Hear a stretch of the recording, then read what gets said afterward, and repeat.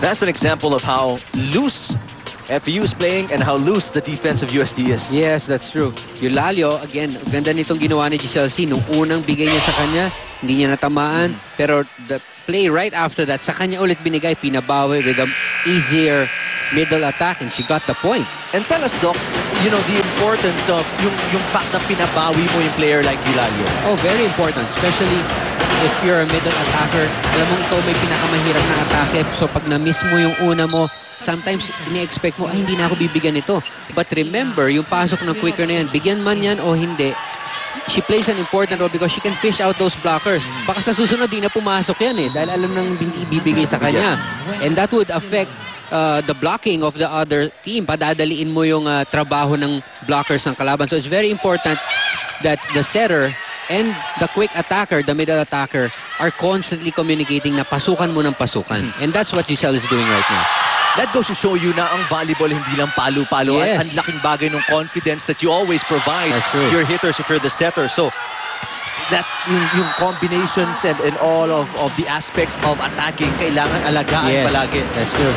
And of course, the combinations that you send out, they have to be consistent. Tigresses fighting back. Ingrid Reyes, a rookie, will serve. They're down by 6. That's outside. Dawson. Again, we were talking earlier, Eric, about Majorie Rojas. She's definitely in uniform. She warmed up during the warm-up before the game, but kita mo hindi pa rin siya ginagamit. And why? Because Dawson's doing an excellent job. Even in the game against Adamson, Dawson was very effective in those middle attacks. Dawson came up with 6 points in that game against Adamson. Laking bagay. Laking bagay nun. In a 3-set match, 6 points is big for a quitter. Banantikla has had to work extra hard in this set because of the lack of energy of the Tigresses in this set so far. Another factor right now, and I think this is a very important one, is the libero, Agno. She's #1 in the league.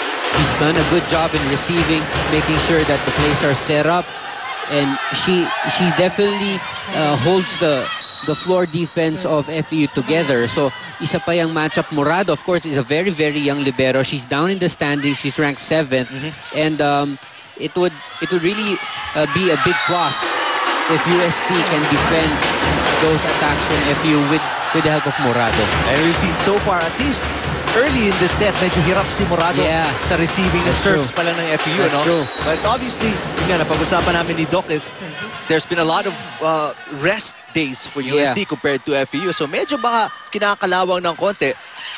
This may not be the best gauge of how they will perform in this match itong set #1, but we'll see because ito, may mga errors ng FEU.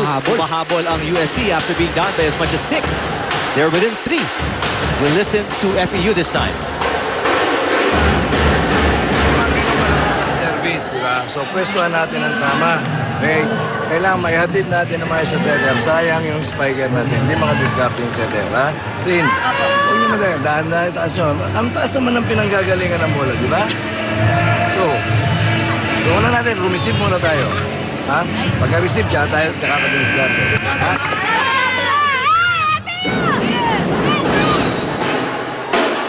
Well, the concern basically of Coach Pamilar is reception. Ilang beses, hindi na-receive na bigay ng maayos yung bola papunta sa setter. So the setter could not execute the play properly. And UST took advantage. That's what they need to do. Yes.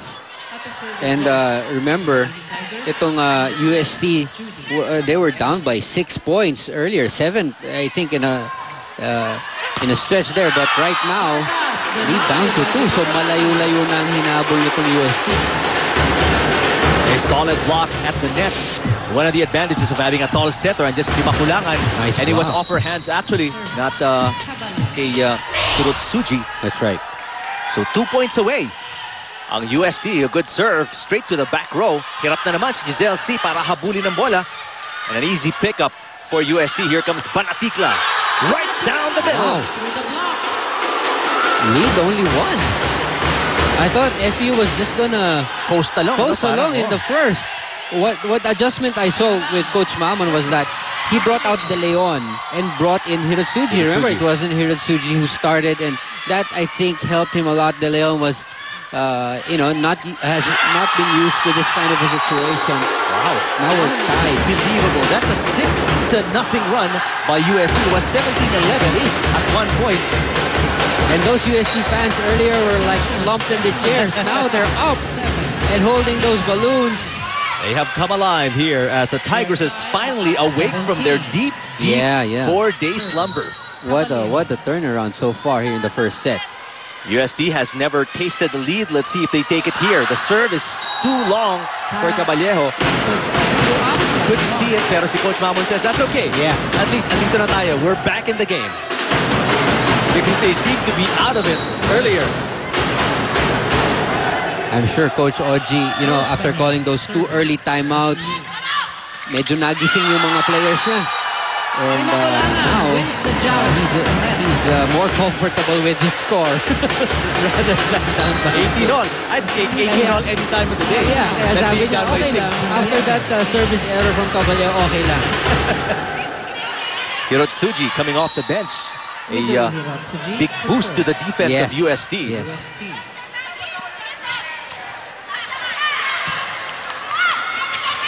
Vargas. Over receive.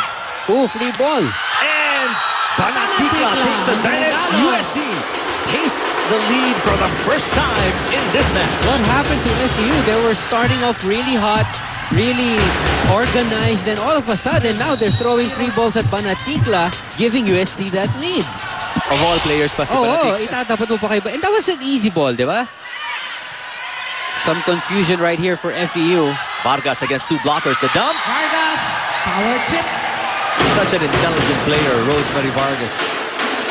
So many ways she can hurt you. I know, and USD is just expecting each and every hit that will come from Vargas to be the power hit. So, pag hinuhulog ni Vargas, they're caught really off guard and out of rhythm. 19-all. Set number 1. Banaticla rejected. They go to Ortiz. Oh! Vargas picking it up, but everybody else backed away from the ball. Just like I said, they're a bit disorganized right now. Biglang nawala, Exactly. Parang their communication was just suddenly turned off.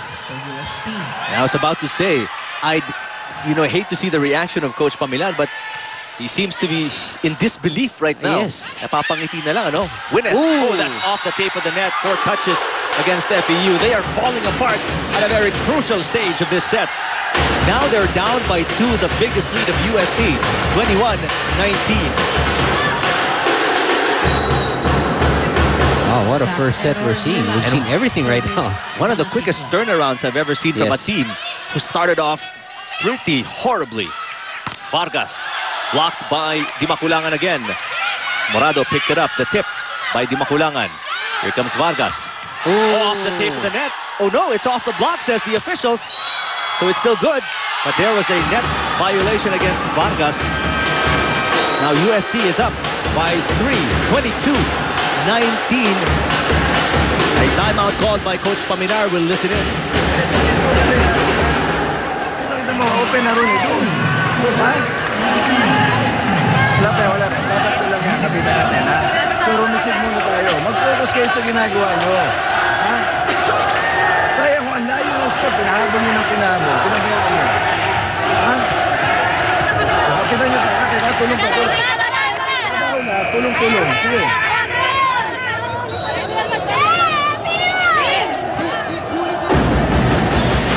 USD needs 3 points to win the set. FEU needs 3 points just to tie. Yeah, that's true, Eric.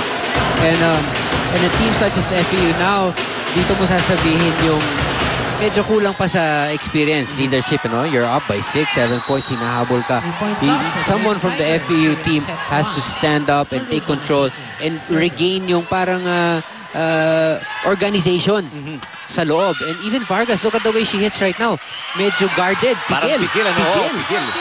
And now, USD is playing very loosely as Ortiz knocks that one in. 4 na ang lamang ng Tigresses. Yes. And now 2 points away from closing out this set and producing a huge upset after a very bad Yeah, start. That's true. And Ortiz, she's not one of those players that you want to have, you know. Yes, you don't want recover her, yeah, and, you don't want her to get going. I know. Reyes. That was picked up. Set wasn't that pretty. And Vargas had to just make do with that. Oh, and what a There you hot go. shot was that in? That was just wide from Ortiz, but that was a beauty. Too much angle. Substitution. Miguel, Mike Ortiz. Because she was asking for that set from Rhea. Wala pa yung bola. Pabalik pa lang, hinihinga. Dito, wala pa. Sabi ni Rhea. Teka, wala pa nga. Hindi pa nga binibigay sa akin eh. Oh, Oh! lucky break just when they needed it the most. Vargas comes up with an ace. That was a much needed point right there for Vargas. That's going to help her confidence a lot. Because she's been, you can see, no? Talagang nagpigil nung palo Iba eh. yung palo niya. 21 serving 23. Another good serve. Nice serve. There you go. Free ball for FEU. Another poor sayang. set by FEU. Winnet Yunalio didn't expect to pick it up, and that's what happens when you give a free ball to USD. That's right. That's the money play right there. It's a free ball. Get your best attacker running to the other end. Two blockers. She won't mind it. Even the best libero, Agno, wasn't able to pick it up. Now it's set point for USD. Basas. Reyes. Agno picking it up. Better reception for FEU this time. But the defense of USD pretty much set here. That's a lifting violation called on Rhea de Maculangan. That's right. She wanted to do, you know, too much already at that point. Sabi nga ni Coach Oji, pag ganun, bitawan mo na. Kaya mo na. Kasi alam mo naman, tatawagan ka ng violation eh. So, she thought she could have set it with only one hand. Medyo mahirap gawin. Pang Ian Laurel yan ang mga Sinabi mo moves pa, na yan. Eric. Hindi man, oh! Tingnan mo! Anong mahirap? Sino ba kayong dalawa para magsabi na mahirap gawin to? Ito sa'yo. Nice eh. Talaga this beautiful set. One-handed set by Di Maculangan.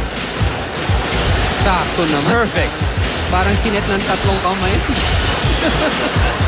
And that's the point they needed to, you know, fulfill and complete the comeback after being down by as much as 6 points.